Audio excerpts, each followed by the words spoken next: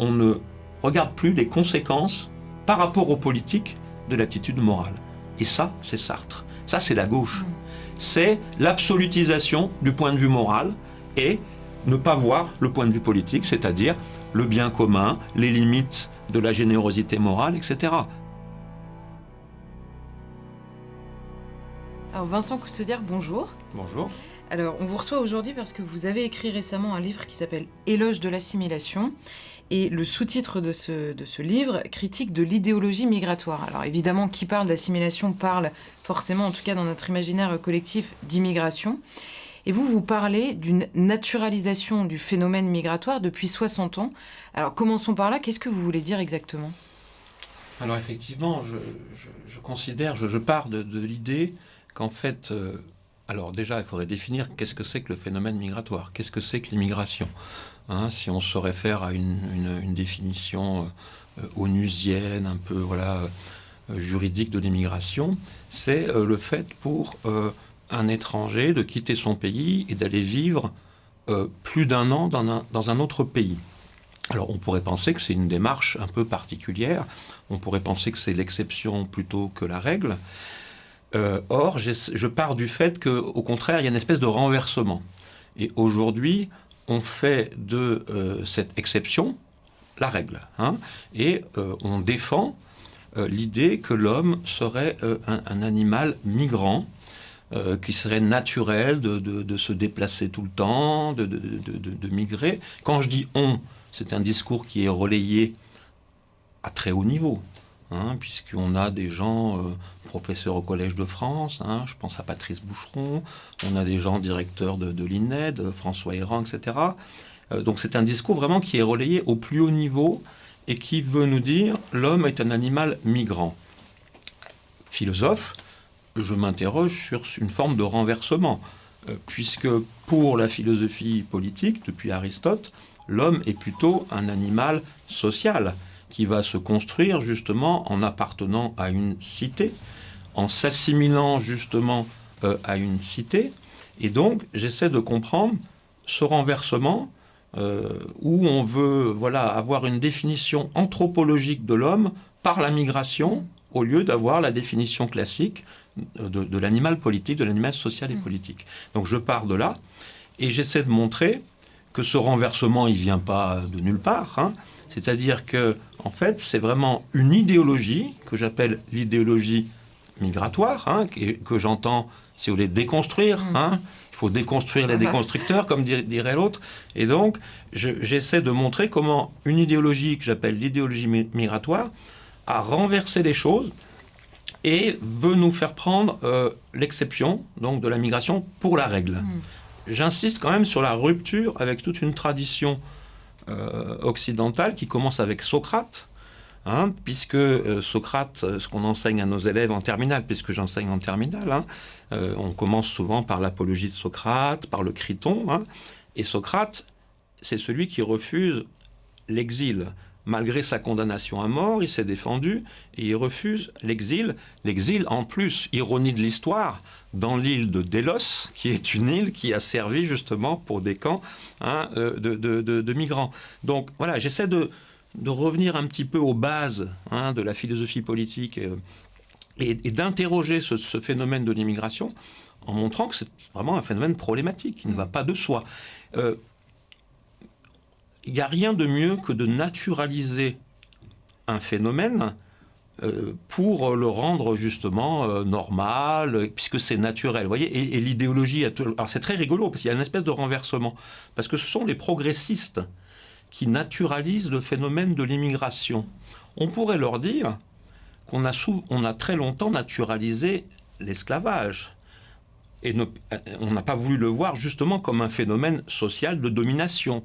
Alors, il y a une espèce de contradiction là. Est-ce que c'est progressiste de naturaliser ce phénomène de l'immigration, ou au contraire, est-ce que c'est pas un phénomène qui est une forme d'aliénation pour celui qui migre, comme pour celui peut-être qui accueille Alors justement, vous passez une bonne partie du livre au début à interroger le phénomène même de l'immigration. Et c'est vrai que vous parlez de naturalisation sur 60 ans, où on a entendu un discours qui voyait les flux migratoires, les fameux flux migratoires, comme une fatalité et non pas comme un problème politique. Tout à fait. Et donc vous parlez du coup de l'idéologie migratoire. Je mets peut-être 2 questions en une, mais vous dites que cette idéologie migratoire, elle repose en premier lieu sur un verrou affectif. Vous parlez de verrou affectif. Alors, d'abord, expliquez-nous un petit peu ce que c'est que ce verrou affectif. Et est-ce que vous avez l'impression que ces derniers temps, ça change? Parce qu'on a l'impression que ça fonctionne moins bien quand même. Alors, oui, tout à fait. Oui et non, je dirais.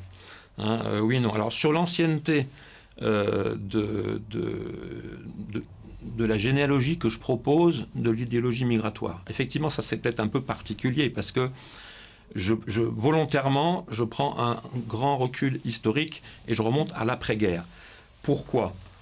Parce que pour moi, c'est la seule explication de la difficulté qu'on a à en sortir. C'est parce qu'elle est beaucoup plus ancienne qu'on croit. En tout cas, il y a une préhistoire de l'idéologie migratoire qu'on reprendra et que je fais remonter à l'après-guerre, en particulier avec Sartre. Ensuite, si vous voulez, alors sur ce que j'appelle le verrou affectif de l'idéologie. Alors, qu'est-ce qu'une idéologie ? D'abord, il faut peut-être commencer par définir ce que c'est qu'une idéologie. Une idéologie, c'est une vision simplificatrice, caricaturale de la réalité, mais qui a quand même un rapport à la réalité. Sinon, elle n'aurait pas d'efficacité. Comme le dit Hannah Arendt, dans cette définition très célèbre, l'idéologie, c'est la logique d'une idée.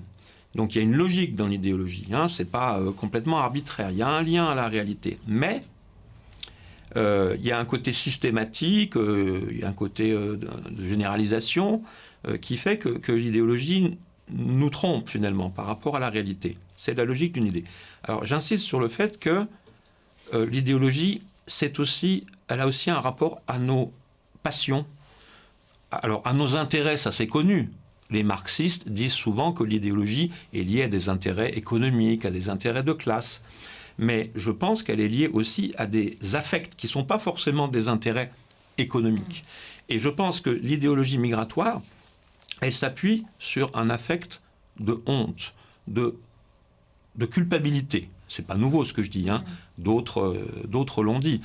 Mais simplement, peut-être la nouveauté, c'est que cet affect de honte et de culpabilité, j'en fais une généalogie plus ancienne. C'est-à-dire, je remonte à l'après-guerre, parce qu'il me semble que ce traumatisme de 39-45 a créé justement cette honte de la nation, ce ressentiment.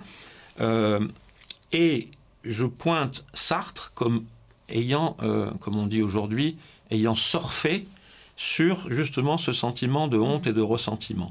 Alors justement, vous accordez effectivement une place très importante à Jean-Paul Sartre. On n'a pas l'habitude, et vous le disiez, vous remontez plus loin. Alors plus loin qu'un discours plus admis, on va dire aujourd'hui, qui nous dit finalement que cette idéologie vient d'une conception américaine de la société, le multiculturalisme. Vous dites non, c'est très français. Ça naît notamment, alors Jean-Paul Sartre, pour le situer un peu, c'est quand même l'homme qui a créé le journal Libération, qui, à la sortie de la guerre, effectivement, vous attardez beaucoup sur sa propre honte et sa propre culpabilité dans cette guerre. Pourquoi lui accorder une place aussi importante alors que personne n'en parle jamais ? Alors, il y a énormément de raisons d'accorder une place très importante à Sartre. D'ailleurs, dans mon travail, c'est pas nouveau. Déjà, dans Éloge du populisme, je donnais une place très importante à Sartre parce que je considère que Sartre est le patron du gauchisme français. Sartre, il est vraiment... c'est lui qui va réorienter le marxisme vers une version gauchiste et qui, jusqu'à aujourd'hui, si vous voulez, qui nous amène à aujourd'hui. Donc il y a énormément de raisons de s'intéresser à la figure de Sartre, et vous avez raison de souligner que peut-être ce n'est pas assez reconnu aujourd'hui, même par rapport à des gens qui font un peu leur examen de conscience venant de la gauche, si vous voulez, mais Sartre reste une figure un petit peu parfois intouchable. Récemment, Jacques Julliard, que j'apprécie beaucoup par ailleurs, a fait une tribune dans le Figaro sur humanisme, anti-humanisme, et il disait que Sartre était le dernier humaniste. Je ne pense pas que Sartre soit le dernier humaniste, et je ne pense pas qu'il y ait une telle coupure entre Sartre humaniste et l'anti-humanisme de Foucault. Sartre, si vous voulez, n'est pas un humaniste, pour moi. Alors, qu'est-ce qu'on appelle un humaniste? C'est quelqu'un qui met peut-être, justement, l'homme, la personne au centre des choses. Il y a un humanisme chrétien, d'ailleurs, etc. Sartre, ça n'a rien à voir avec ça. Sartre, c'est celui qui va mettre l'identité au centre. Et l'identité, c'est pas la personne dans son universalité. L'identité, c'est au contraire de vouloir définir la personne par des caractéristiques objectives dans lesquelles on va enfermer cette personne. Donc, Sartre, ce que j'essaie de montrer, je ne m'oppose pas à l'idée qu'il y a une généalogie américaine également du multiculturalisme. Mais je pense qu'il y a les deux, ça ne s'oppose pas. Je pense que si on veut vraiment travailler, j'essaie d'ouvrir des pistes sur cette question de la généalogie du multiculturalisme, il y a une généalogie américaine et française et il y a des allers-retours entre les deux. Je parle du voyage que Sartre fait juste après-guerre aux États-Unis. Il est invité avec d'autres intellectuels aux États-Unis et il va... D'ailleurs, c'est assez rigolo parce que quand on regarde un peu ce voyage, il est en même temps fasciné comme un gamin par les États-Unis, par la richesse américaine. Ils sont pas très bien sapés. On leur fournit en fait des vêtements pour pouvoir faire des conférences. Et tout ça est raconté dans l'énorme biographie de Sartre de Danny Cohen-Soal. Mais donc voilà.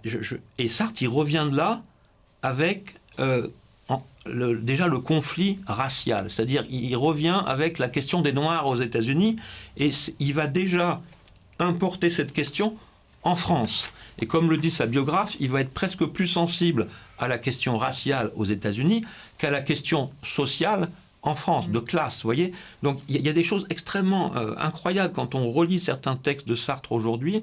Il y a énormément de choses qui se jouent. On s'aperçoit qu'il y a toute cette ancienneté, en fait, et que donc il y a deux généalogies. Il y a une généalogie américaine du multiculturalisme et il y a une généalogie française. Et il y a des interactions entre les deux. D'ailleurs, il faut voir que les États-Unis sont aussi pris dans la même, ambivalence que nous. Ils ont aussi une tradition assimilationniste. Il ne faut pas oublier que les États-Unis ont une tradition assimilationniste.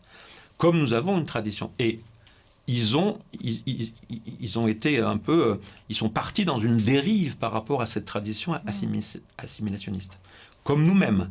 Donc vous voyez, les deux, il ne s'agit pas de... Voilà, c'est très intéressant justement de comparer les deux histoires. Et je pense qu'il y a vraiment des allers-retours à penser entre ces deux histoires. Et donc j'essaie d'apporter peut-être quelque chose par rapport à une généalogie française. Mais ça ne s'oppose pas à l'idée que, bien sûr, il y a eu aussi une influence des États-Unis. Mais les États-Unis se déconstruisent tout autant eux-mêmes qu'ils nous déconstruisent nous. Je ne sais pas si vous connaissez le mot de Derrida, dans une émission où il y avait d'ailleurs Régis Debray chez Pivot, où il finit en disant « La déconstruction, c'est l'Amérique ». Voilà. Et alors, pour revenir du coup à Jean-Paul Sartre et à son influence sur cette criminalisation, en tout cas dans le débat public, de l'assimilation elle-même, d'où ça vient chez Sartre et comment le comprendre en fait? Voilà, la question c'est comment se fait-il qu'on n'ait pas en fait été attentif à ça chez Sartre? Mon hypothèse, c'est que en fait c'est dans un texte qui est Réflexion sur la question juive, c'est dans ce texte que Sartre va, si vous voulez, faire cette critique de l'assimilation. Mais c'est pas le sujet principal du texte. Le sujet principal du texte, c'est l'antisémitisme. Et encore, on pourrait dire peut-être plutôt l'anti-judaïsme. C'est pas l'antisémitisme racialiste nazi. Certains ont reproché d'ailleurs à Sartre de ne pas parler du tout de la question du génocide. Donc ce qu'il interroge dans ce texte, c'est plutôt un anti-judaïsme français, pas vraiment l'antisémitisme, racialisme forcément. Anti-judaïsme, je préfère ça à judéophobie, parce que judéophobie, bon, on voit où ça nous mène après tous les trucs en phobie. Mais donc, en fait, voilà, anti-judaïsme religieux, économique, bon, voilà, et que Sartre a raison de critiquer, bien évidemment. Mais ça, c'est une partie du livre. Mais il y a un sous-texte, et c'est ce sous-texte dans le texte que j'essaie de mettre en avant, où Sartre se saisit, en fait, de cette critique de l'anti-judaïsme, de l'antisémitisme. Il s'en saisit pour faire une critique de la démocratie nationale et de la tradition d'assimilation de la démocratie nationale. Et c'est là qu'il fait des parallèles qui sont un petit peu insupportables, qui sont même franchement insupportables. C'est-à-dire qu'il y a des passages que je cite où Sartre fait un parallèle entre l'assimilation que les démocraties nationales, aux États-Unis d'ailleurs, parce qu'il parle des lois américaines en fait d'assimilation, mais par extension, il veut parler de toutes les démocraties occidentales.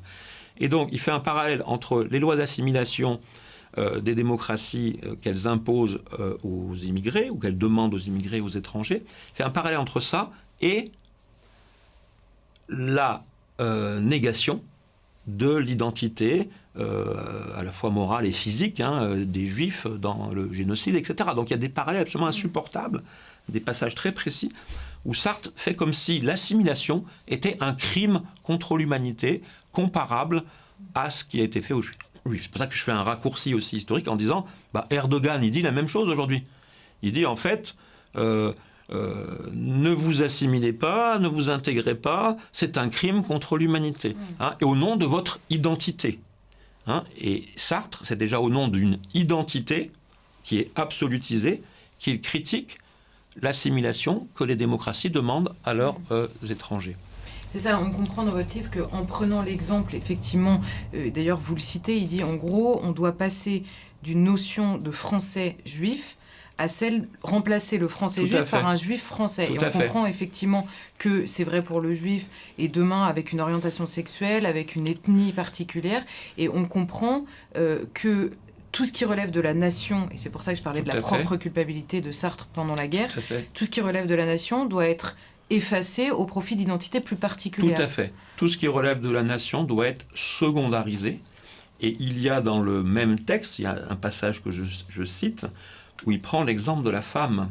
Il y a la femme vote d'abord en tant que femme française, et pas en tant que française femme. Donc il y a tout, on trouve tout chez Sartre. Je veux dire, ce qui est absolument étonnant, c'est que toute cette logique dans laquelle on est de l'absolutisation des identités, qu'elles soient religieuses, raciales, sexuelles, c'est déjà chez Sartre. Donc, voilà, c'est comment dire, je ne développe pas ça dans le sens d'une simple histoire des idées qui ferait que Sartre aurait forcément été la cause des développements futurs, si vous voulez. Mais je montre que chez lui, il y a déjà un premier déploiement de la logique multiculturelle et identitaire dans laquelle on est. Il y a un développement parfait, qui va même jusqu'à l'intersectionnalité. Puisque Sartre, dans Réflexion sur la question juive, il n'est pas contre l'identité. Il dit même, il y a un passage absolument incroyable, où il dit qu'il a même un point commun presque avec l'antisémite. Il pense bien qu'il y a une identité des Juifs, mais c'est une identité de situation. Voilà. C'est pas une identité raciale, mais c'est une identité de situation. Mais qu'est-ce que ça veut dire ? En fait, c'est pour ça que Sartre est très intéressant. Parce que quand on reste dans l'identité, on reste dans un schéma déterministe qui nous enferme. Alors, quand il dit une identité de situation, il veut dire par là qu'il faut croiser nos différents déterminismes. Et que c'est ça qui va définir notre être. Vous voyez ? C'est-à-dire qu'on est une femme, on est juif, on est ceci, et donc ça c'est notre identité de situation. Mais en fait, c'est ça le problème. Le problème, c'est de réduire la personne, en termes philosophiques, c'est un peu compliqué, la subjectivité, l'ipséité, le fait d'être un soi, de le rabattre sur une identité, A égale A. Voilà.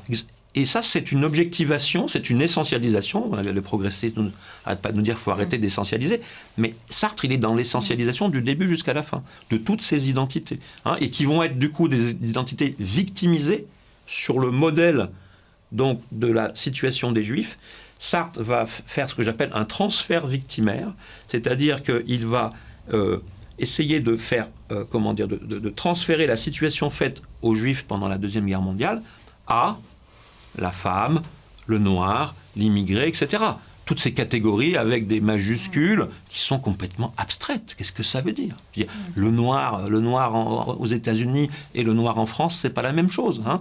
D'ailleurs, à la Libération, il y a eu des frottements entre les autorités américaines et françaises parce que les Américains faisaient preuve justement d'une certaine forme de racisme par rapport aux Noirs et que les Français, ça leur était... Voilà. Donc il faut arrêter avec ces abstractions. C'est-à-dire quoi? La femme, le noir, et même la question du judaïsme, c'est aussi une question qu'il faut accepter de moduler selon les communautés, leur histoire, etc. Et donc Sartre, il fait une espèce d'essentialisation inverse que lui a d'ailleurs reproché Orwell. Je cite un passage d'Orwell dans le texte. Il essentialise de manière inverse le juif, puisque le juif, c'est celui qui est considéré comme juif par l'antisémite. Mais donc, c'est aussi une essentialisation. Il fait la même chose pour les Noirs, en disant que voilà, le Noir, il faut défendre un racisme inversé, et que voilà, le Noir a le droit d'être raciste par rapport aux Blancs pour se libérer de la domination du Blanc. Donc, vous voyez à quel point on est dans toutes nos questions actuelles. Comment elle s'appelle, Assia Traoré, là. Je me rappelle d'un discours qu'elle avait fait. Elle avait commencé par la honte. J'ai honte d'être français. J'ai honte de le France. Non, parce que je pense à ce que vous m'avez dit tout à l'heure. Je voulais rebondir sur votre question que j'ai oubliée. Vous avez dit, en fait, peut-être qu'on est un peu sorti de ça. Et je vous ai dit oui et non. D'un côté, on est sorti peut-être chez les jeunes de cette culpabilité, parce que voilà, dire la Deuxième Guerre mondiale, voilà, et donc voilà, dans l'histoire il y a de la nouveauté, comme le dit Hannah Arendt, c'est la naissance qui introduit du nouveau dans l'histoire, et donc heureusement qu'il y a cette énergie et même l'oubli est nécessaire à la vitalité, voilà. Donc il y a cette dimension, mais il y a aussi tous ces mouvements et ces groupuscules d'extrême gauche, etc., qui appuyés sur les États-Unis, c'est là qu'il y a un aller-retour entre la France et les États-Unis, qui nous pilonnent et qui cherchent justement à reprendre ce leitmotiv de la honte, du ressentiment, etc. Mais c'est quand même incroyable, parce que en France, en tout cas, ces gens-là, ils représentent quoi? Ce sont des minorités. C'est vraiment notre lâcheté, notre faiblesse qui leur donne leur force. Justement, vous soulignez très bien que quand on lit Sartre, à la sortie de la Seconde Guerre mondiale, on n'en revient pas, tellement il y a à la fois le discours féministe, néo-féministe, on va dire, le discours indigéniste, on retrouve tout dans ses propres termes, jusqu'à la nécessité du racisme antiraciste, ce sont ses propres mots.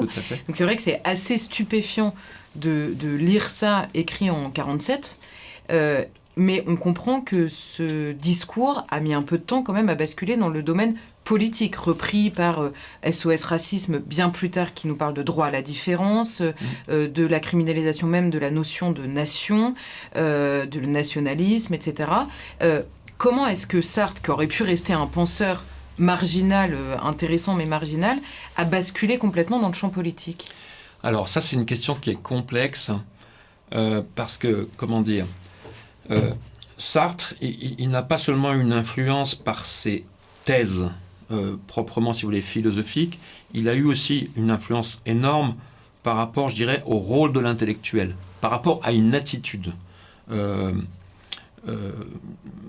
Certains historiens l'ont très bien montré, comme par exemple Michel Vinocq dans son Histoire des intellectuels. Je veux dire, le chapitre sur Sartre, il prend vraiment la mesure de ce qu'a représenté Sartre dans l'histoire de l'intellectuel engagé, de l'intellectuel de gauche. Sartre, c'est vraiment le modèle de l'intellectuel de gauche. Le terme d'engagement qui est sartrien, mais vous le trouvez partout, mais vous le trouvez à droite aussi. Chacun veut s'engager. Donc Sartre a eu une influence, si vous voulez, à plusieurs niveaux. Alors, comment essayer de la synthétiser? Le terme, moi, que je trouve, qui me semble intéressant, alors je reprends l'expression d'Octavio Paz, le masochisme moralisateur. Le moralisme. Sartre, c'est celui qui fonde l'attitude moraliste en politique, le moralisme. Alors, c'est quoi le moralisme? Le moralisme, c'est pas la morale. C'est-à-dire que critiquer le moralisme, ça n'est pas critiquer la morale. La morale est une exigence propre à l'existence humaine, comme la politique. Et il y a une tension entre la morale et la politique. il y aura toujours cette tension. Il y a une contradiction, il y a une tension qu'on peut trouver d'ailleurs dans la question de l'accueil des, comment on les appelle, les réfugiés sans papier ou illégaux, etc. Bon, peu importe, mais on peut tout à fait défendre d'un point de vue moral. J'avais vu un entretien de Sylvain Tesson qui parlait de ça. Il se retrouve en montagne, il voit un gars ou une famille qui traverse dans la neige, qui va crever. Bien sûr qu'on va faire quelque chose. Ça, c'est le point de vue moral. Le moralisme, c'est quand on absolutise ce point de vue et qu'on ne regarde plus les conséquences par rapport aux politiques de l'attitude morale. Et ça, c'est Sartre. Ça, c'est la gauche. C'est l'absolutisation du point de vue moral et ne pas voir le point de vue politique, c'est-à-dire le bien commun, les limites de la générosité morale, etc. Et donc ça, c'est là que Sartre il est fondamental dans cette attitude qui est aujourd'hui mais partout, et qui est partout sur cette question de l'immigration. Donc il y a ça chez Sartre. Il n'y a pas seulement ça. Chez Sartre, il y a aussi, si vous voulez, le rapport aux médias. Sartre est quand même une star médiatique, vous l'avez rappelé, c'est le patron de Libération, c'est quelqu'un qui, dans ses écrits, je cite des passages de Qu'est-ce que la littérature, où il est fasciné par le pouvoir de propagande des médias, et où il dit, il n'a pas de scrupule, il dit il faut l'utiliser, il faut même saisir les gens, il y a un passage, il dit au réveil le matin pour leur asséner des choses. Donc il est aussi initiateur de la propagande, je dirais, médiatique, et du verrouillage juridique. Parce que c'est lui aussi qui dit, il va falloir, la liberté d'expression, tout ça, il faut peut-être la réglementer par rapport à ce qui est le bien, la vérité. Donc, on a tout chez Sartre. Et juste une dernière chose par rapport à ce que vous avez dit. Les indigènes de la République, Oya Boutedja, ils s'y sont pas trompés. Quand vous lisez son livre au titre très sympathique, Les Juifs, les Blancs et nous, il y a une préface qui s'appelle « Fusiller Sartre ». Mais attention, fusiller Sartre pour aller plus loin que Sartre. Fusiller Sartre pour prendre la place du père. Et prendre la place du père, ça veut dire substituer à la victime initiale, juive, la victime musulmane. Mais sinon, c'est la même cohérence.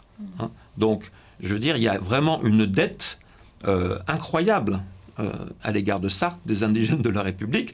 D'ailleurs, elle lui dit, il ne peut pas être complètement, en fait, de notre côté, parce qu'il est blanc, en fait. Et donc, il ne peut pas complètement nous comprendre. Et voilà. Mais Sartre disait déjà presque ça de lui-même. Quand il fait sa préface à Frantz Fanon, lui-même dit qu'on ne peut pas comprendre et qu'il faut se mettre dans les yeux de l'autre, etc.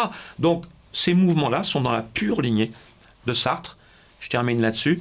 Je pense effectivement que c'est totalement sous-estimé. Pour moi, ce qu'on appelle les 60s, Derrida, Foucault, etc., c'est des notes en bas de page de l'œuvre de Sartre. Et alors, vous expliquez aussi que, du coup, dans la progression, la criminalisation de l'assimilation, en la comparant, ce que vous nous expliquez récemment, à l'horreur du nazisme, fait que, évidemment, ça a bloqué et sidéré tous ceux qui auraient voulu défendre la nuance et la différence évidente entre les deux. Et donc pendant très longtemps, il n'y a pas eu de résistance. Et la résistance a fini par réapparaître en changeant de mot.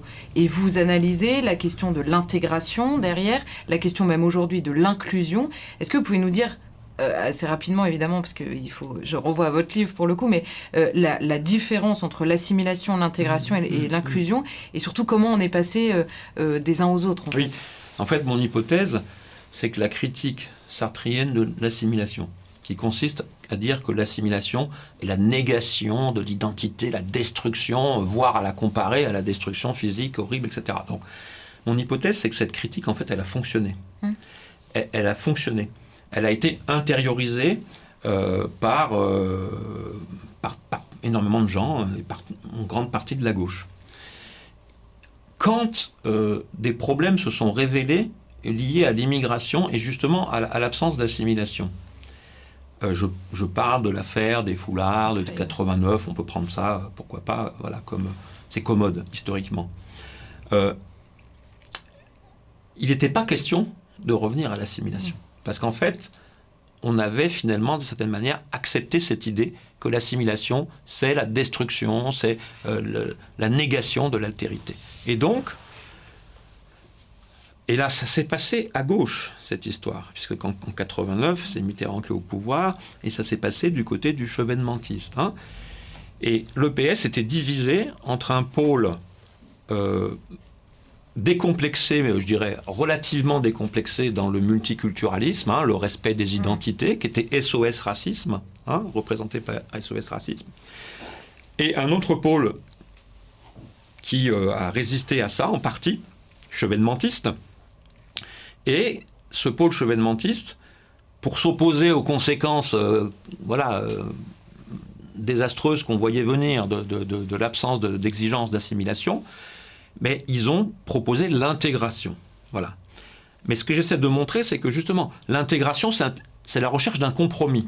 Parce que comme l'assimilation est réputée mauvaise, niant l'altérité, etc., destructrice, on la compare à la digestion, hein, voilà, cette métaphore biologique que j'essaie de contester dans la troisième partie.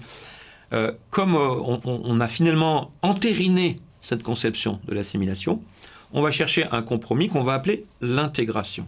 Et l'intégration, ça va consister à demander à l'étranger de respecter les lois, de s'intégrer par la loi, par des droits, des devoirs qu'il va exercer. Et ça va consister à séparer la sphère privée où il reste libre de son identité et la sphère publique où là on lui demande de respecter les lois, etc. Et je critique cette opposition, cette séparation entre le privé et le public. Je ne dis pas que ça n'existe pas, bien évidemment que c'est une opposition importante en philosophie politique, etc. Mais elle est complexe. Hein, d'ailleurs, on pourrait, privé, il y a l'intime, il y a le privé, il y a l'espace public, beaucoup de gens aussi ont essayé de montrer toutes les nuances qu'il faut faire. Mais en gros, l'intégration, c'est ça. C'est, on respecte l'identité dans la sphère privée, on demande, par contre, de s'intégrer aux lois, aux devoirs, etc. Mais il y a un lien entre les deux. Parce que si dans la sphère privée, vous êtes abreuvé de principes qui sont contradictoires avec ceux qu'on vous demande de respecter au niveau des lois, il y aura contradiction. Et je pense que ces contradictions ont ressurgi par rapport aux questions liées à la laïcité. Hein. Justement, vous donc après avoir expliqué l'histoire, on va dire, du renoncement à l'assimilation qui embrasse effectivement toutes les parties, même de notre manière de vivre, les mœurs, les us, les coutumes. Vous parlez de l'intégration et de l'inclusion et vous dites aujourd'hui, vous notez aujourd'hui que quand bien même revient le terme d'assimilation, on parle de valeurs de la République, on parle de la République elle-même, donc du mode de gouvernement, ou de la laïcité. Vous jugez que c'est une erreur de choix d'outils, en fait. Mais c'est parce que tout à fait, c'est totalement insuffisant de parler de la République. La République, c'est un régime. Hein. Si on va dans le contrat social de Rousseau, tout gouvernement qui repose sur des lois et qui est légitime est républicain. Et la monarchie peut être républicaine.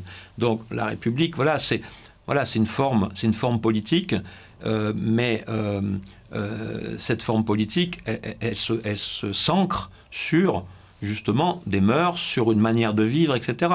Et donc défendre la République, ça reste très abstrait. Hein, liberté, égalité, fraternité, très bien. Mais bon, ma liberté s'arrête où commence celle des autres. Et comment on évalue cette limite entre ma liberté et celle des autres? Il n'y a pas de raison universelle qui va donner une vérité absolue. Ce qui va nous permettre de donner la limite entre ma liberté et celle des autres, c'est les mœurs. C'est les manières de faire. Et ça, c'est la nation. Ça, c'est une histoire. C'est une construction nationale qui permet justement de donner un contenu à cette liberté, égalité, fraternité. Vous voyez ? Donc, il y a une espèce d'abstraction dans ces soi-disant valeurs de la République. Hein. Encore, si on parlait de principes républicains, ça serait déjà plus juste. Et puis, qui dit valeur, dit peuple qui valorise. Qui dit valeur, comme le dit Nietzsche, hein, toute valeur est évaluée, hein, est évaluée par quelqu'un, par quelque chose. Hein. Donc les valeurs de la République, hein, c'est comme quand M. Blanquer a dit qu'il fallait mettre une tenue républicaine à l'école, vous voyez, hein, ça veut dire quoi une tenue républicaine? Il aurait dû dire une tenue décente, mais une tenue républicaine, c'est ridicule. Hein. Donc voilà, il y a une espèce d'abstraction dans ce républicanisme, et que je pense aussi qu'on retrouve aussi dans la question de la laïcité. Parce qu'on veut faire jouer à la laïcité un rôle pour lequel elle n'a pas été faite. La laïcité, c'est...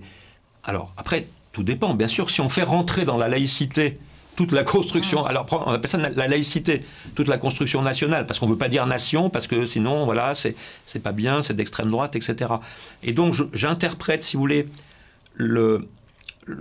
comment dire, le retour, le thème de la laïcité qui est revenu à la fin des années 80, du côté quand même surtout de la gauche, etc., j'interprète ça, si vous voulez, comme une espèce de retour du refoulé de la nation. On n'ose pas dire nation, alors on dit laïcité.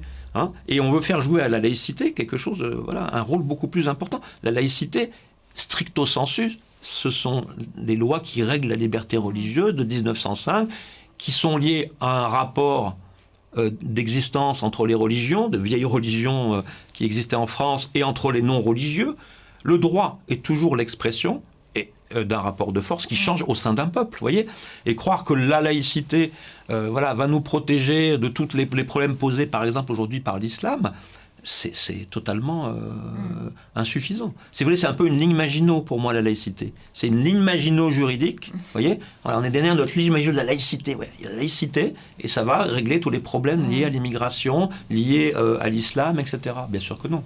Et vous expliquez dans votre livre que cette manière qu'ont des gens, en fait, assimilés à la culture française, de parler de valeurs de la République et de laïcité comme point de convergence de toute une population, c'est oublier qu'en fait, ils ont cette même conception de ce qu'ils appellent valeurs de la République, de ce qu'ils entendent par laïcité, précisément parce qu'ils sont préalablement assimilés à la culture française. Absolument. Absolument, tout à fait. C'est-à-dire ce que j'appelle la laïcité des mœurs, en fait, qui permet la laïcité de la loi. C'est-à-dire que c'est toute une évolution de la construction nationale et historique française qui a permis d'établir un rapport entre de liberté et de respect mutuel entre religion et non-religion, même s'il y a eu des excès des deux côtés, avec des laïcards, et peut-être de l'autre côté aussi, voilà. Mais en tout cas, c'est une évolution des mœurs. Les Français avaient suffisamment de choses en commun en dehors de la religion pour être capables d'être extrêmement tolérants en matière de religion. Hein. Et c'est tout cet équilibre qui est perturbé, en fait, par l'islam. Mais l'islam, c'est pas non plus une idée qui nous tombe du ciel. L'islam, c'est l'islam qui est pratiqué par l'immigration musulmane. Donc, je veux dire, le problème que peut poser l'islam, c'est pas, faut pas l'aborder seulement comme un problème, d'essence, de religion et d'idées. C'est un problème qui est lié à sa propagation en raison d'une immigration de masse. Si on avait 200 000 musulmans en France, on arriverait peut-être à leur imposer la laïcité. L'islam a il y a dans l'islam des difficultés pour entrer dans le dispositif de la laïcité, mais il est évident que ces difficultés sont d'autant plus grandes que l'islam est effectivement pratiqué par énormément de gens, et est même un repère pour eux, parce que comme on leur a pas proposé de s'assimiler à des modèles intéressants, plus riches, etc., ils se replient sur leur modèle initial. Donc on comprend, et vous venez de le dire, qu'il y a deux mouvements, on va dire, parallèles, mais du coup qui finissent par converger. D'une part, le refus de la France d'assimiler même la France, en fait, à l'histoire de la nation française, d'une part, donc intellectuellement, politiquement, et d'autre part, effectivement, le nombre dans l'immigration. Les deux finissent par provoquer la fameuse archipélisation du pays. Mais il y a quelque chose que vous abordez dans votre livre qui n'est pas très naturel quand on parle d'assimilation, parce qu'on pense, et c'est pour ça que je commençais par là, on pense immédiatement immigration. Vous dites que tous les hommes du monde, et ça fait partie de la nature humaine finalement, d'avoir besoin de s'assimiler, et qu'on a fini par même renoncer à l'assimilation des petits Français autochtones, qui sont déjà là. Tout à fait. Alors effectivement, j'essaie de repenser l'assimilation à un niveau vraiment fondamental, de telle sorte justement de la légitimer, si vous voulez. C'est pas une politique parmi d'autres pour moi, l'assimilation.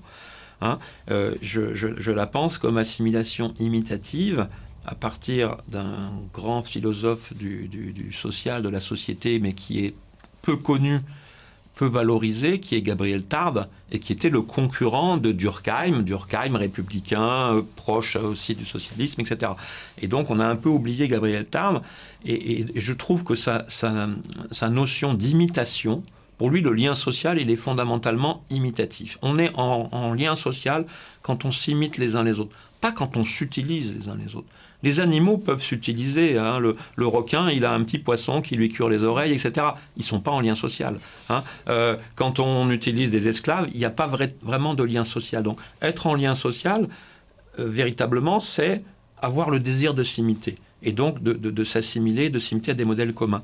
Donc, j'essaie de repartir de là et de dire que, du coup, quand on repart de la phrase d'Aristote, l'homme est un animal social et politique, ben oui, il est un animal social et politique parce qu'il a besoin justement de se construire par imitation de modèles communs, etc.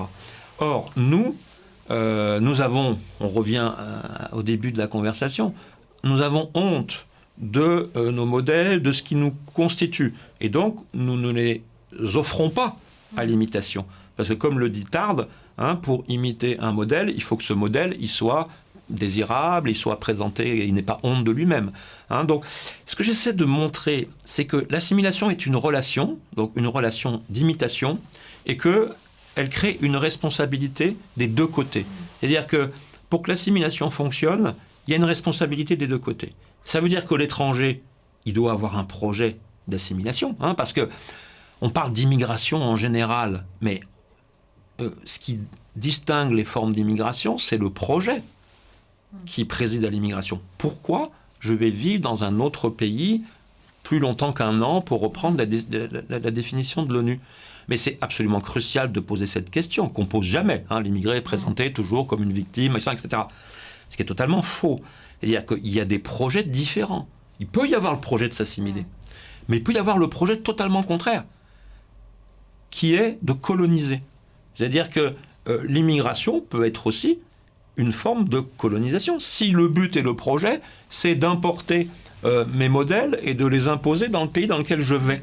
Donc là aussi, il y a beaucoup de choses à dire sur cette articulation entre immigration et colonisation. On a tendance à ne pas faire les distinctions, etc.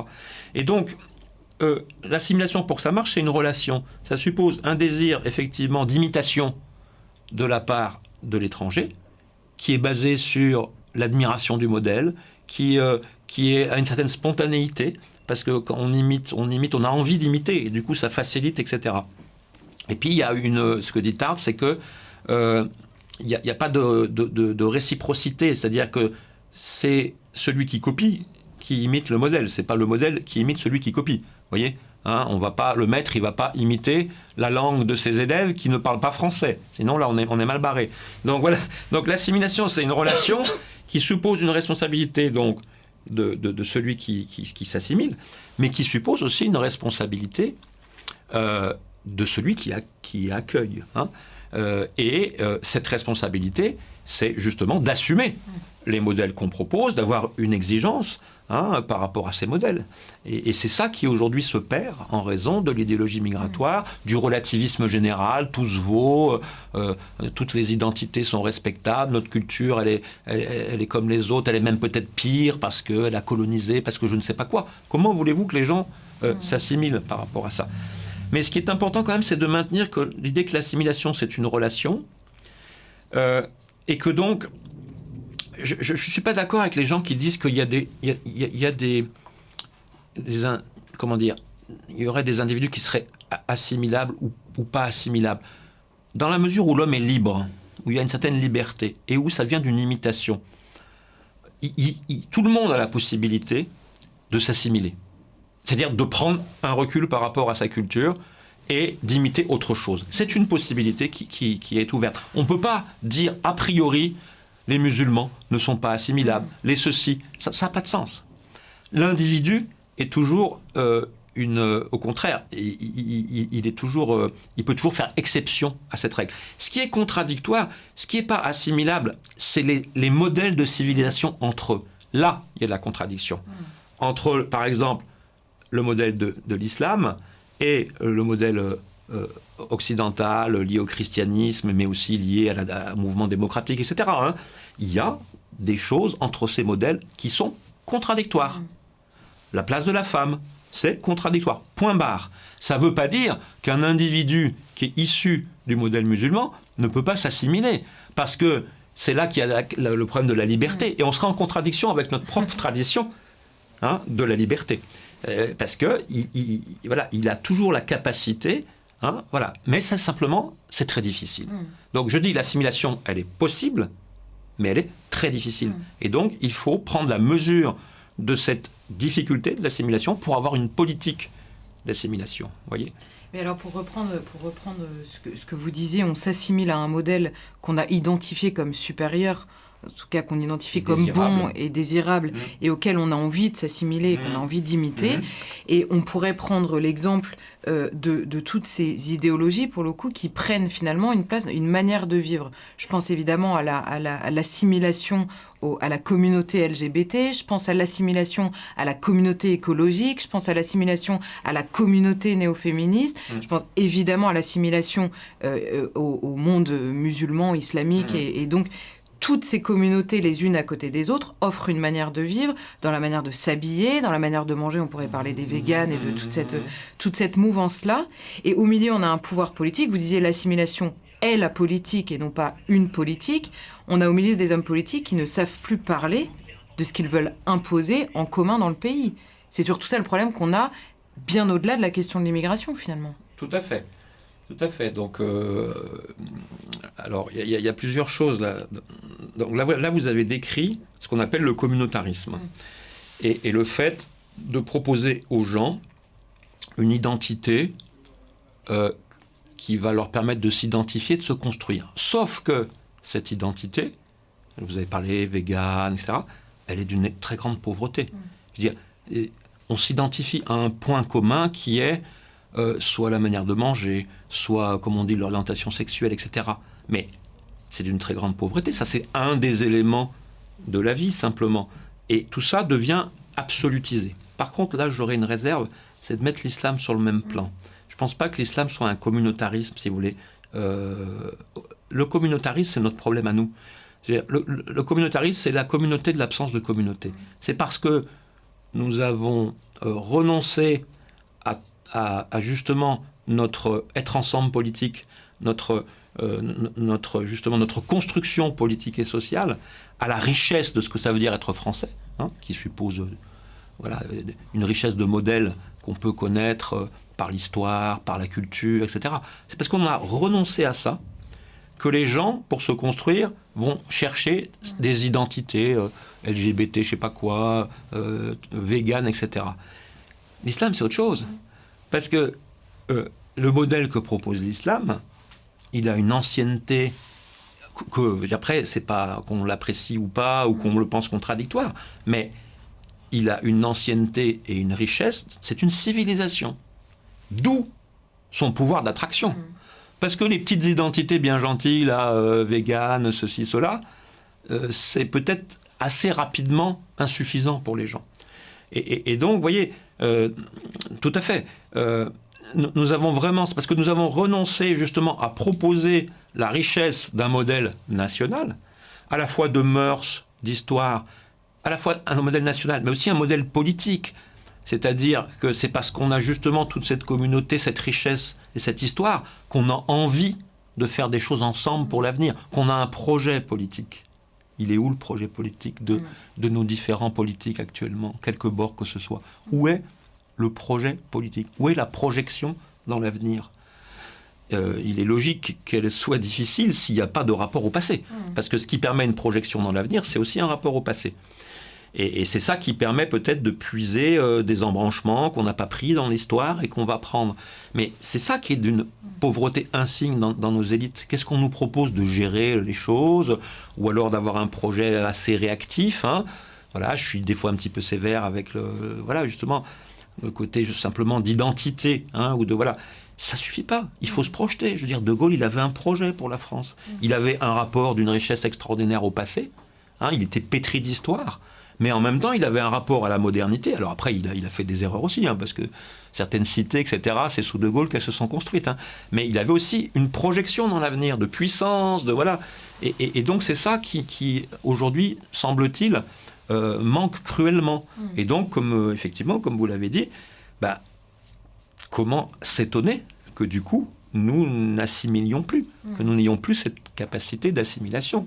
Mais en vous écoutant, il y a une erreur qu'on fait, c'est de considérer qu'il y a des personnes en France qui ne sont pas, alors vous disiez qu'ils ne sont pas assimilables, c'est faux philosophiquement, mais même qui ne sont pas assimilées, elles sont bien assimilées à autre chose en réalité. Et donc, je repense à Emmanuel Macron qui disait comme vous que l'islam était une civilisation et qu'il fallait que les Français acceptent désormais que 2 civilisations vivaient sur le sol. Mais du coup, en vous écoutant, ce qu'on comprend, c'est que s'il y a 2 civilisations, il y a une course à l'assimilation entre les 2. Tout à fait. C'est-à-dire qu'en fait, il faut, accepter que l'assimilation, c'est un processus universel. C'est-à-dire que chaque société assimile. Par contre, on assimile à des modèles qui vont avoir une certaine cohérence. Et c'est la cohérence de ces modèles qui va donner l'unité d'une civilisation. Donc c'est pas parce qu'on dit, comme je le dis, que l'assimilation est un phénomène universel, qu'on veut dire qu'elle est universaliste. C'est-à-dire qu'on peut assimiler tout le monde au même modèle. Non. C'est justement à la fois le charme, la diversité et le tragique de l'existence humaine qui est que justement toute culture se particularise à travers des modèles, à travers une cohérence et qui lui donne son originalité, sa singularité par rapport à d'autres. Et c'est ça le tragique de l'histoire humaine. Ça, c'est mon côté polythéiste, vous voyez. C'est-à-dire que il y a plusieurs dieux, vous voyez, les Grecs, et les dieux sont liés aux cités, parce que les dieux ne sont peut-être que la projection de ces modèles-là. Et alors, vous nous disiez tout à l'heure que vous remontiez plus loin que le débat public sur l'origine, on va dire, du refus de l'assimilation en remontant à Sartre. En vous écoutant depuis tout à l'heure, on se dit que finalement, on pourrait peut-être même remonter encore plus loin sur la question même de la philosophie des Lumières, qui finit par dire finalement, on va transformer la hiérarchie, on va plus mettre le bien commun au-dessus de toutes les libertés individuelles, mais bien les droits individuels au-dessus, à égalité peut-être pendant un temps, et au-dessus du bien commun. On comprend que le renversement, finalement, il est là aussi. Tout à fait, vous avez raison. Je le signale un peu dans mon livre, même si, dans un essai, c'est un peu, on peut pas, on ouvre des pistes, c'est aussi le but d'un essai, c'est pas une thèse. Mais effectivement, je pense que si on voulait vraiment aller à l'origine de la crise qu'on vit aujourd'hui, multifactorielle, qui n'est pas seulement liée à l'immigration, c'est vraiment les temps modernes. Ça, il y a un ouvrage d'un grand philosophe allemand, Blumenberg, qui s'appelle « La légitimité des temps modernes ».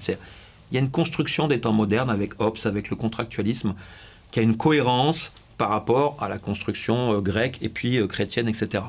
Je pense qu'on arrive au bout et on est interrogé par tout ce qui se passe sur la cohérence de la construction politique des temps modernes, qui est le contractualisme. C'est-à-dire que, le libéralisme, le contractualisme, on construit la société à partir d'individus libres, et les bonnes institutions vont nous permettre de bien vivre ensemble. Kant dit une bonne constitution peut même faire vivre ensemble un peuple de démons, pourvu qu'il soit pourvu d'entendement. Donc, pas besoin d'avoir une sensibilité commune, des mœurs communes. L'intelligence va nous permettre de construire les bonnes institutions pour vivre ensemble. Je pense qu'on arrive un peu au bout de cette perspective et qu'il faut mettre vraiment en cause, effectivement, le contractualisme. C'est-à-dire croire qu'on peut former la société à partir d'individus.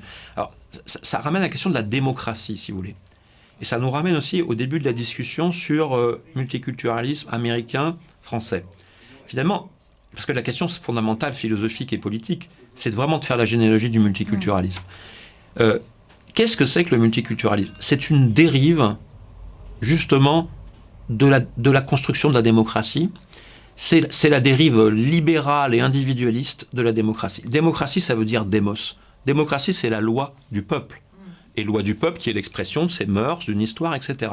Or, on est dans une démocratie de l'individu, qui absolutise l'individu. C'est ça, le multiculturalisme. Et je pense que pour en faire la généalogie, c'est à la fois la tradition libérale, c'est une dérive de la tradition libérale, et qui rencontre aussi le marxisme, d'une certaine manière. Et c'est ces deux choses qui vont poser l'individu, finalement l'émancipation de l'individu. Finalement, le marxisme, Marx était lui-même au départ un libéral, hein. Ses premiers textes sur la liberté de la presse, etc., c'est un libéral, mais qui veut aller plus loin que le libéralisme en disant que pour avoir les véritables conditions de la liberté, il faut aussi l'égalité économique, etc. Mais le but, c'est le même. Il y a une citation aussi de Jaurès qui dit que le socialisme est un individualisme. Donc le but, c'est l'émancipation totale de l'individu, ce qu'on appelle aujourd'hui justement réaliser son identité, etc. Vous voyez ? Et c'est cette dérive de la démocratie, cette confusion entre la liberté et la licence. Croire que la liberté, c'est réaliser mon identité, mon désir, etc. Et on trouve ça dans tous les domaines. Le problème de la technique, le problème du désir, des techniques de procréation médicalement assistée, etc. C'est ce désir qui devient absolutisé. Et ça, c'est déjà chez Sartre. Parce qu'on croit que Sartre est le penseur de la liberté. Ce que je dis, c'est que Sartre, non, c'est pas le penseur c'est le penseur de l'identité. Parce que la liberté, chez lui, c'est la liberté de réaliser mon identité. Puisqu'il est nihiliste par ailleurs, il pense que de toute façon, il n'y a aucune valeur qui sont supérieures aux autres, hein, Dieu est mort, etc. Et donc, qu'est-ce qui reste ? Je suis condamné à être libre, mais ça veut dire je suis condamné à faire ce que je veux. C'est mon choix. Et c'est ça la liberté pour ça. C'est l'authenticité. C'est, peu importe le contenu que je donne à la liberté, mais j'y adhère, j'assume. C'est ça pour lui la liberté, vous voyez ? Et donc, voilà, on est vraiment dans cette dynamique individualiste dans laquelle on est aujourd'hui, qui va absolutiser les identités et qui va perdre de vue, comme vous le disiez, quelque chose qui nous dépasse. L'identité, elle est préalable à l'action. C'est parce que je suis comme ça que je vais agir comme ça, et c'est parce que nous sommes collectivement, en tant que peuple, comme ça, avec des us, des coutumes qui sont naturelles, que nous allons agir ensemble. Et vous dites aujourd'hui, on ne sait plus comment agir ensemble parce qu'on est en permanence en train de se demander qui on est. Tout à fait. C'est-à-dire, pour moi, l'émergence du terme de l'identité vient justement du fait que nous ne sommes plus capables de poursuivre des buts communs et que nous ne sommes plus justement dans le sens de la liberté. La liberté politique, son sens, c'est d'agir ensemble vers des buts que nous avons. Or, ces buts n'existent plus. Donc, on cherche le but de notre action dans une identité, dans une essence. Toutes celles que vous avez données, vegan, ceci, etc. Donc, l'identité est mise à la place de, finalement, la politique, du but politique et de l'énergie politique, et d'avoir envie de faire des choses ensemble. Et comme nous n'avons plus envie de faire des choses ensemble et que nous ne savons plus quoi faire, nous cherchons dans une identité un peu fantasmée le but de notre action.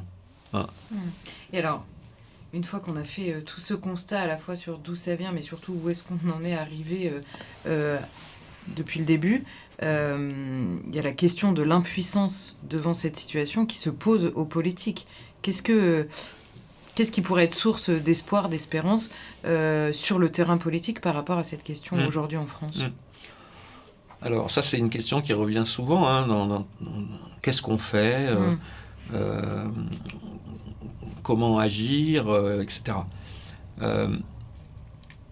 Ça renvoie aussi à cette question de l'identité, etc. Une première chose, c'est pas un secret. D'ailleurs, je pense que c'est quelque chose d'assez... Aujourd'hui, il y a un dynamisme de ce côté-là. Il y a un dynamisme de ce côté-là, je dirais, dans le camp, on va dire, conservateur, ou des fois appelé populiste. Il y a quelque chose de très positif. C'est justement de découvrir que notre passé, il y a une altérité dans notre passé. C'est-à-dire qu'il y a de l'aventure dans le passé. Il n'y a plus d'aventure géographique, il n'y a plus d'aventure dans l'espace.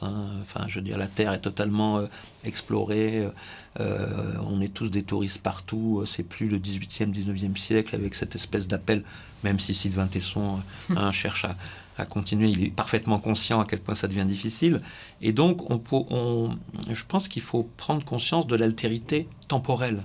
Et je pense que pour les jeunes, c'est quelque chose, c'est une richesse. C'est-à-dire que s'apercevoir à quel point nous avons perdu justement le rapport à ce qui nous constitue, à notre passé, à quel point il y a une richesse là-dedans, et il y a des points de départ peut-être nouveaux qui sont là. Donc voilà, déjà ce rapport au passé. Alors au niveau politique, c'est compliqué parce que comment la politique, les politiciens aujourd'hui, comment la politique peut réactiver, si vous voulez, justement ce sentiment de la richesse de la nation, de l'appartenance, etc. Des mœurs qui sont en train de... Voilà. À mon avis, le politique ne peut agir que de manière indirecte par rapport à tout ça. Par exemple, il peut agir sur les modèles. Mais ça engage des questions redoutables. Ça nous met en question de manière fondamentale. Parce que, par exemple, la question du privé et du public, comment est-ce qu'on peut croire qu'on va préserver une richesse de mœurs, de coutumes, de langage, si on laisse se déverser dans l'espace privé des modèles totalement autres, différents, etc. Vous voyez ? Alors, dès qu'on met un peu en cause ces frontières, on a l'accusation d'être totalitaire, on a le risque du totalitarisme. Et donc, c'est une gageure. Comment agir de manière indirecte sur les modèles ? Je veux dire, la liberté des paraboles, des chaînes de télé... mais c'est quand même incroyable qu'on ne s'interroge pas là-dessus. Je veux dire, que ce soit les chaînes liées à l'islamisme, que ce soit aujourd'hui, vous avez les chaînes chinoises en français, qui commencent à venir, etc. Voilà. Est-ce qu'on fait quelque chose par rapport à ça ou pas ? Parce que, voilà, liberté d'expression, compliqué. L'éducation nationale. Comment est-ce qu'on peut agir par rapport à l'éducation nationale, puis qui quand même devrait être la fabrique éducation à la nation, éducation nationale normalement. Alors aujourd'hui, c'est un gros mot dans l'éducation nationale, la nation. C'est la République, c'est une version de la laïcité, si on regarde un peu, qui est très proche du multiculturalisme en fait. Donc voilà, il faudrait agir aussi bien évidemment par l'éducation nationale. Et puis il faudrait agir en incarnant soi-même. C'est le problème des élites. Les élites, elles sont là pourquoi ? Pour incarner justement ces modèles de vie collective, pour incarner cette civilisation française, etc. C'est la responsabilité des élites. Et le peuple, ce qu'on appelle le populisme, selon moi, il n'est pas contre les élites, mais il est plutôt, il cherche des élites, il aimerait des élites qui l'élèvent justement, et qui ne fassent pas des cabrioles dans les prés avec des rappeurs, mais qui, au contraire, lui donnent envie d'imiter un certain nombre de modèles. Prenez l'exemple de la langue. Si la langue est parlée n'importe comment, à la télé, à la radio, etc., comment les processus d'imitation qui vont conserver sa richesse vont pouvoir s'opérer ? Donc, vous voyez, je pense qu'il faut sortir d'une vision un peu de la politique, si vous voulez, toute puissante. Que la politique va tout résoudre par des lois, etc. Il faut retrouver le sens de la politique au sens grec. La politique, c'est aussi l'éducation, c'est la morale, c'est la paideia. Et c'est à tous les niveaux qu'il faut se ressaisir. Les processus d'imitation dont on a parlé, ils commencent dans la famille. L'enfant, il a envie d'imiter ses parents parce qu'il les aime, parce qu'il les admire. Et c'est ça qui va permettre l'imitation. Gabriel Tarde le dit très bien, il explique très bien ça. L'autorité, elle se fonde là. Vous voyez, on pourrait faire un lien d'ailleurs entre Tarde et la psychanalyse. Vous voyez ? Donc, je dirais c'est une conception, tout ça débouche sur des questions. Alors, Marion Maréchal dirait métapolitique. Moi, je préfère dire archipolitique. Parce que ce sont les conditions de possibilité de la politique, toutes ces questions. Pas métapolitique au sens où ça pourrait sembler un peu métaphysique et planer dans le ciel, mais archipolitique. C'est-à-dire que la politique, elle commence là. Dans les mœurs, dans l'éducation. Et il y a une articulation à retrouver, et là ça remet en cause la question des temps modernes. Il y a une articulation à retrouver que les Grecs avaient entre l'éducation, la morale et la politique. Voilà, c'est les mêmes vertus. Et alors, on a débuté cet entretien sur la question de la honte, le très lourd poids de la honte. Peut-être qu'on peut le terminer par l'inverse de la honte, qui est la fierté. Sentiment, parce que vous avez évoqué effectivement ce qui pourrait être fait de manière archi-politique, du coup, pour reprendre votre mot, donc dans plusieurs sphères, depuis la famille, par l'éducation nationale, en se posant des questions effectivement de la limite entre le respect des libertés, le totalitarisme, toutes ces questions un peu vertigineuses qu'il nous faut nous poser. Mais il y en a une première, peut-être, qui est qu'à la tête de l'État, au minimum, la honte soit refusée quand il est question de la France, quand il est question de son histoire, de sa célébration. Et je fais une différence évidente entre la fierté... Enfin, je n'oppose pas précisément la fierté et la lucidité sur ce qu'a été l'histoire. Or, on voit que ça, c'est... Il y a parfois un désir, on le sent, mais c'est encore compliqué. Vous avez raison d'insister sur ce point. puisque dans une démocratie nationale, la parole publique et la parole qui est au plus haut niveau de l'État est absolument décisive.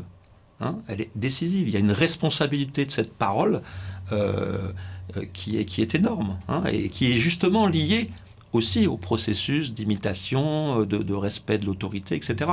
Et donc c'est vrai que sur ce plan-là, on peut être assez inquiet, hein, des positions de notre président, mais bon, ça date pas de lui. Hein. Mais bon, on peut être assez inquiet des positions qu'il a prises, à la fois sur l'inexistence de la culture française, sur l'assimilation. Il a dit dans un entretien, on veut plus de l'assimilation. Mais comment il s'autorise à dire ça? C'est encore dans le Code civil, l'assimilation. Hein. C'est encore une condition normalement de la naturalisation. Hein. Donc c'est vrai qu'on peut avoir des inquiétudes par rapport à la parole de l'État. Et dans un système comme le nôtre, il y a une architecture, hein, voilà, faut pas se leurrer. Il y a une architecture de la parole, il y a une architecture qui garantit l'autorité aussi. Et quant au plus haut sommet de l'État, on peut avoir une forme de fléchissement, de relativisme, et en même temps par rapport à ça, c'est pas très rassurant. Merci beaucoup Vincent Coussédière pour cet entretien. Je rappelle donc votre livre Éloge de l'assimilation aux éditions du Rocher.